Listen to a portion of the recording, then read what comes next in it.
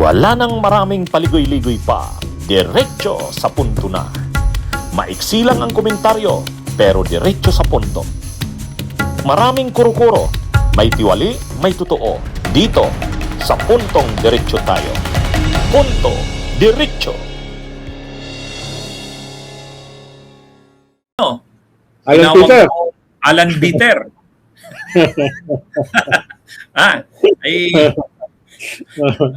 Buti hindi ka pinapangalanan na kasama ka dun sa likod ng mga nagplano sa pagpatalsik sa kanya. Masyado naman niya akong pinapahalagahan kung sasabihin niya, di ba? Ang kaaway niya ngayon, si Ping Lacson, galit na galit sa kanya. Oo, hindi daw simpleng tuta ng Malacanang si Ping. Aso daw, Nald. Oo. Pero mo to, tumagin mo aso si Ping. Kwan yun, farmer yun, nagtatanim yun. Paggalit sa yun, habang buhay na yun. Pero saludo ko kay Ping. Sabi mo, kung tatanungin ka kung sinong manok mo sa pagka-Senate President, sabi mo si Ping. Bakit?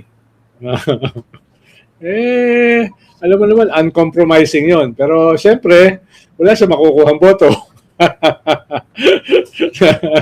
ang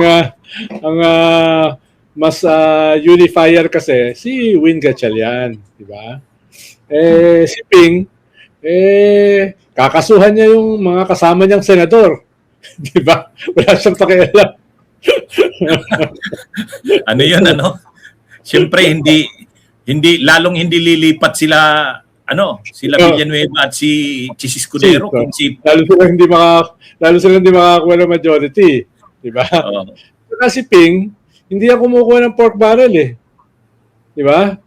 Kaya hindi siya masaya doon sa mga kapwa senador niya na kumukuha ng mga allocables, insertions, di ba? Dahil ang tingin niya, trabaho ng mga senador, mag-legislate, hindi maging executive, hindi magkaroon ng mga proyekto. No? Kaya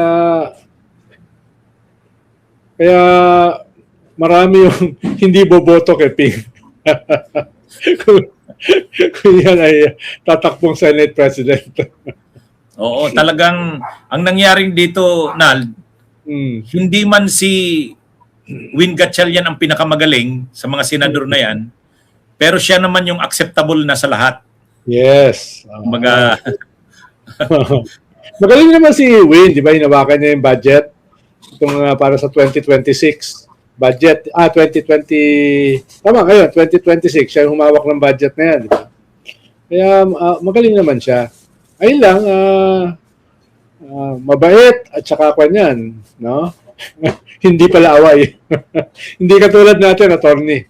Tayo, makakasundo natin si Ping dahil pareho nating pala away. Ronald, may tanong sa'yo si Eddie Canete. Sek, bading ba si Alan?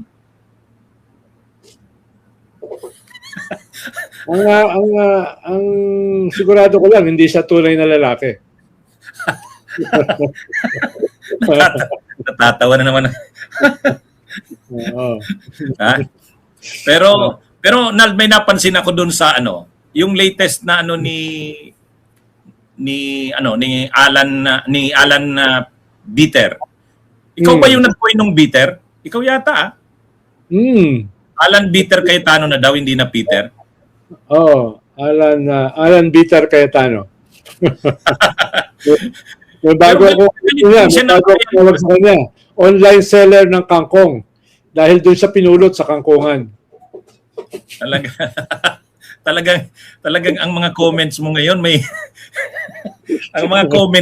may mga may mga patama eh. Kaya lalo talaga sa yung magagalit si Alan Bitter nito, ha? Pero bakit galit na galit siya kay Erwin Tulfo? Kasi ganito ang pagkaka-describe niya kay Tulfo, kay Erwin. Sabi niya si Raffy Tulfo, tuta ng Malacanang yan. Pero si Erwin hindi tuta yan ng Malacanang, tuta lang yan ni Lacson. Di ba binanata siya ni Erwin Tulfo, nakakalat ka rin daw siya. Pag tinuloy niya yung kanyang blue ribbon, no? Kakalat ka rin daw siya ni Erwin Tulfo. kaya nalalaki siya. Alam mo naman si Erwin basagulero rin yan, di ba? Oo, akala ko nga akala ko nga tuloy yung plano niya na yon. Sabi ni Erwin Tulfo, sige, itry niyong mag-hold kayo ng Blue Ribbon Committee hearing. Ha? Akala niyo, siguro Kasi- inadvisean ng mga kasamahan niya, bawiin mo yun, ikaw naman. Inadvisean ba siyang bawiin yun, Al? Sino? Si Erwin? Si O si Alan Bitter? Hindi, si Erwin, di ba? Binawi niya, sabi niya, sorry, nasabi ko yon, pero binawi niya, di ba? Oo nga, syempre, mga senador di ba? Oh, Pero kaya si mali naman. kanyan, nung gera sa Iraq, nandun yan. Kanyan, sundalo yan, marine yan, nagpapatakbo ng tangke. Pa siya noon nakatira pa siya sa US. Noon. Pero alam mo, Nal, Hmm. dito sa nangyaring itong bangayan na ito sa Senado tungkol sa Senate leadership, yung magkapatid na Tulfo na dati hindi naman si Rafi hindi naman masyado nagko-comment yan sa may mga pinipili lang yan na komentaryohan saka hindi masyadong nakikipagbakbakan Oo. Pero ngayon yung magkapatid na Tulfo mas maano pa nga kaysa kila Bam, di ba? Oo. Medyo napikon yata talaga dito kay Alan Peter, Ano bang na-observe mo? Tama ba? Oo, dahil saka nakaaway nila si Marcoleta.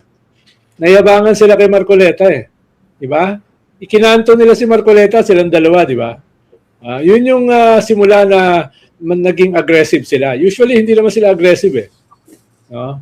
Tapos itong mga drama ni Alan Peter, itong nilusob, yung Senado, no? Yung mga atake niya dun sa grupo nila, medyo napikon. Kumbaga tayo, pinipikon natin si Alan, pinipikon yung mga Tulfo, tsaka si Ping. Lumawak yung ni Ping Hindi na lang si Marcoleta, pati si Alan na Dinadawit siya doon sa maleta Tumanggap daw siya ng maleta sa Malacanang. Galit na galit si Ping doon. Sa dami ng sasabihin mo sa kanya. Sinabihan siya ni Alan na tumanggap daw ng Marcoleta, ng maleta galing Malacanang. Galit na galit siya ron. Bunyog, halikan na kasama ka. Bunyog, kapag buklod ay may pag-asa. Luzon, Visayas, Mindanao, isa ang pananaw. Sa bagong Pilipinas ang bunyog isisigaw. Bunyog.